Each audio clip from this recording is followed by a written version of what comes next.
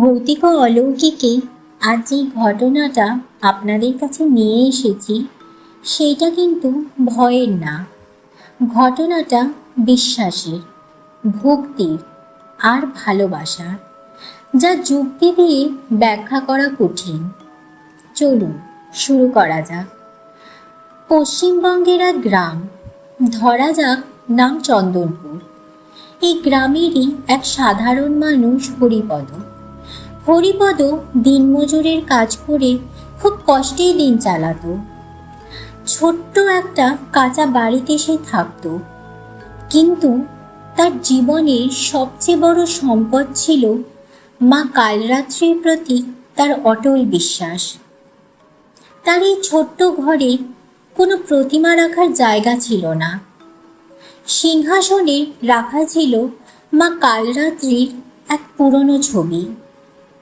প্রতিদিন ভোরে উঠে ফুল না পেলেও দূর্বা দিয়ে তিনি পূজা করতেন মায়ের। মাকে সে জন্মদাত্রী মায়ের মতনই ভালোবাসতেন। গ্রামের লোকেরা এই নিয়ে হাসাহাসিও করত, ব্যঙ্গ করে বলতো, "কি রে, তুই বিপদে পড়লে তোর মা এসে বাঁচাবে তো?"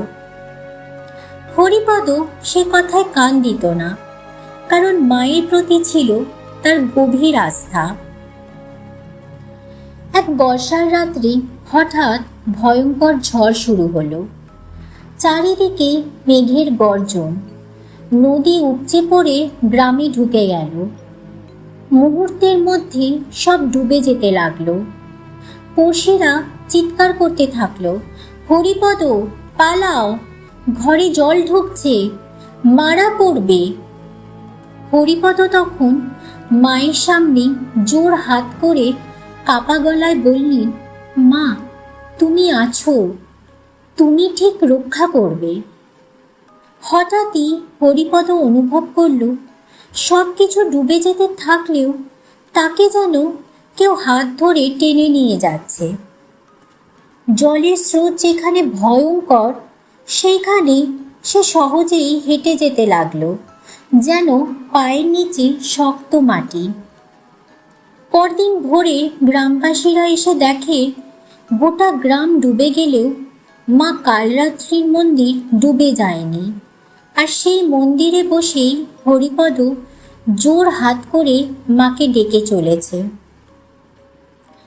গোটা গ্রাম ভেসে গেছে, সকল মানুষজন বিধ্বস্ত, কিন্তু হরিপদর শরীরে একটা আঁচড়ও নেই।